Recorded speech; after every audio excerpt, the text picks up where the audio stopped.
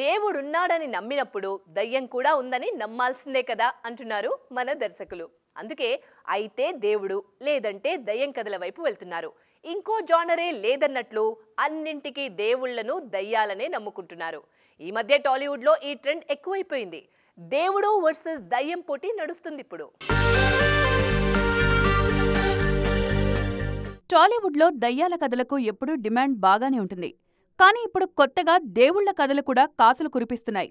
గత 2-3 ఏళ్లుగా అలాంటి స్టోరీస్ ఎక్కువగా వస్తున్నాయి. మొన్న సంక్రాంతికి హనుమాన్ సైతం 300 కోట్లు వసూలు చేసింది.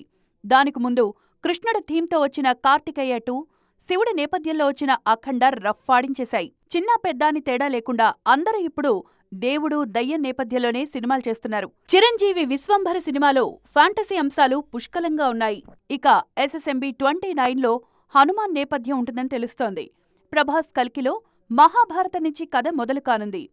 గోపీచంద్ భీమాలోనూ శివుడే హైలైట్ అవుతున్నాడు. ఓవైపు దేవుడు కాసులు కురిపిస్తోంటే దయ్యం కథలు కూడా అదే స్థాయిలో అలరిస్తున్నాయి. చేతబడులే ప్రధాన అంశంగా వచ్చిన విరూపాక్ష, మా ఊరి పొలిమేర 2, మసూద లాంటి సినిమాలు మంచి విజయం సాధించాయి.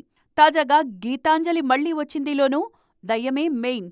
ఇక ఆశిష్ రెడ్డి లవ్ మీ సినిమాలోనూ గోస్ట్ లవ్ స్టోరీ చెప్పబోతున్నారు మేకర్స్. చూస్తోంటే ఈ దయ్యం దేవుడు కథలకు ఇప్పట్లో డిమాండ్ తగ్గేలా లేదు. ఎందుకంటే వాటికి సీక్వెల్స్ చేస్తున్నారు కాబట్టి. విరూపాక్ష 2, మా ఊరి పొలిమేర 3, మసూద 2 ఇవన్నీ దయ్యాలకు కేర్ ఆఫ్ అడ్రస్ అయితే, అఖండ 2, కార్తికేయ 3, జై హనుమాన్ లాంటి సినిమాలన్నీ దేవుడి మహత్యం చూపించబోతున్నాయి. మొత్తానికి దయ్యం దేవుడు కలిసి టాలీవుడ్ను కుమ్మేస్తారన్నమాట.